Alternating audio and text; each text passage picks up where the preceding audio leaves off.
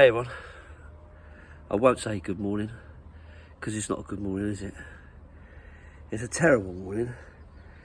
Yet again, not only once this transfer window, but now twice in this transfer window, dithering and messing about and unprofessionalism has led to us losing yet another of our main targets.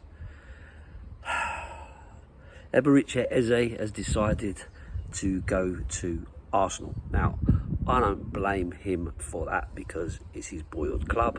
He said he's always wanted to play for them and all that kind of stuff. So you can't necessarily blame him. But having agreed personal terms, agreed the fees and everything else, Arsenal had an easy job. All they had to do was walk in, match that, and the pull of his boyhood club is enough for him to ditch us like a fat bird at a disco. So I despair with it all, if I'm being honest. I followed all the news last night. I was in lots of WhatsApp group, people ranting and all the rest of it, and quite rightly so. But I was so angry I couldn't even talk about it last night. I was just so disappointed, I guess, as well, because it just feels like at the time when we start to say, right, we're going to act like a big club, we're going to go in and bang an offer in at the release clause for Morgan Gibbs White, only for that to smack us in the face, to then go, okay, we'll go after Eze then, but let's not pay the release clause. Let's dither and mess about and take our time and try to get a best deal possible and pay over instalments or, you know, bonus, you know, get the bonuses to this, that, or the other. And then you're ending up in a situation where you're being delayed by Palace, who are saying, oh well, yeah, but we need to get a player in first. Okay, that's all right. Okay, we will help you get a player in.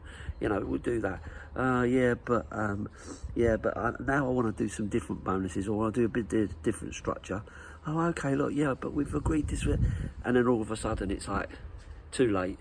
Havertz gets an injury, and of course Arsenal go, well, all the deal's done there, we've worked it all out, they know exactly what they want, so we'll just go and offer exactly the same, which they have, and there you go, that's it, we lose out yet again.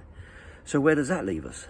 Absolutely nowhere. And the other thing about it is, it all started off with the talk about adding in Richarlison as a make-way, which again, prior to the last couple of games, I'd have been like, yes, mate, let's do it. Let's get him out. Let's get him off to Palace. But having seen what he's done in the last couple of games, it makes you think, well, is there a player in there? And if we're going to replace him, say, with Wissa, is that really an upgrade? Me personally, I'd have said, well, let's have Wissa as well as, not instead of. And of course, Wissa has made it clear he wants to go to Newcastle. So what even gives you the idea that he might even want to come to us? So it's a complete and utter shambles yet again.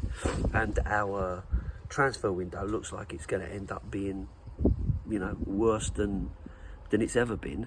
And we are weaker going into this season with Champions League football than we were last season with Europa League football.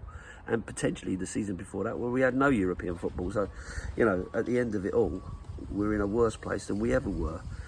And it started off with so much promise, right? So we go out there, we get Kudos, then we get Polinia in, you know, two positions that we know we really needed to upgrade. And Kudos has been really, really good, to be fair to him. And then it's like, okay, here's some really good news. Morgan Gibbs White, we're going for that. Okay, go right, we're going for Eze. But then there's talk of a takeover. There's talk of big investment coming in. That's all gone very, very quiet, very, very quiet. So the highs of probably 3 weeks ago have disappeared into a situation where we're all now really royally peed off and have no idea where we go from here. The issue with Savinho is still. Looks like that's just still dead. There's nothing really coming out about that. Now they know we've got even more money because we're not buying Eze. They're going to push even harder. And I don't know enough about the player to know whether he is a great signing or not. but it's still a position where we need a player, having just lost Son, and all we've got to back up on that is maybe Tell, Odebear, Johnson, all players that you wouldn't say are your natural starting left winger, and now we're kind of being held to ransom on that. So if they don't get Savinho, then I don't know where we go from there, even in that position. And that's just two positions where we desperately need to upgrade. When we've got positions like striker, we still need an additional striker, in my opinion, because a couple of games doesn't mean that Richarlison is back. Solanke hasn't scored yet, still unfit. How long is he going to take to get up to speed?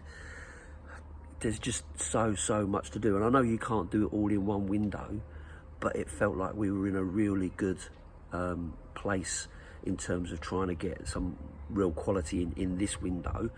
We've still got the youth players, we've still got the youngsters coming through and all that sort of stuff, but that out and out quality players that are going to walk straight into your starting 11 is just not there. And of course what this now means is that the feel-good factor totally disappears, and you're now back to the, and quite rightly, I'm not knocking it, but now back to the issue of protests, of hatred towards the board and all that kind of stuff. Daniel Levy getting absolute pelters, which he deserves. He's divvied around and messed about for so many years now, it seems like no one really wants to deal with him. So if no one really wants to deal with him, it leaves us in a worse position. So the only really good news that we could get would be that Daniel Levy is stepping away from all football related matters, and someone else is going to take on that mantle.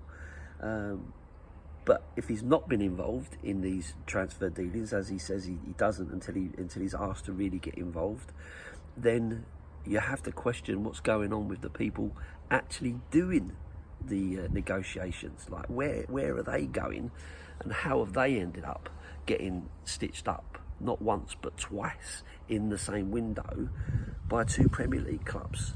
It is just laughable. If you're not a Tottenham fan, you are laughing your head off here, taking the piss and really having a giggle about it. Arsenal fans are absolutely creaming themselves over it, because obviously they're going to go with the pull of Arsenal, but that is what it is. If he's an Arsenal fan and his dream is to play for him, same kind of thing for Mbeumo. He only ever really wanted to go to Man United. That was his dream, so he's got what he wants. So you understand it from a player perspective. If your dream club comes in for you, then you're gonna wanna take that option, right? But it doesn't alter the pain any less for us as Tottenham fans, who are stuck with the embarrassment of the whole situation. Daniel Levy can sit in his ivory tower and not have to worry about it, but it's us on the ground floor, face to face with these rival fans, day in, day out, getting absolute pelters all the time because of your incompetence. I just hope that Enoch, Carrington Ventakesham and all that take one good look at this and go, we can't carry on down this way. We need to find a better way of doing this. Because we cannot continue like this. I'm expecting massive protests on Saturday, and if not on Saturday, certainly back when we're next at home, Bournemouth, I think. So I think there'll be mass protests, unless they pull some massive rabbit out of the hat. And to be honest with you, I have no idea who that rabbit will be. So I'm going to sign off for the day. I'm out for the day. So I'll be turning my phone off and not getting involved in anything. So, but anyway, listen, thanks for watching, thanks for subscribing, thanks for liking and all that kind of stuff, and I'll see you on the next one. Up the Spurs.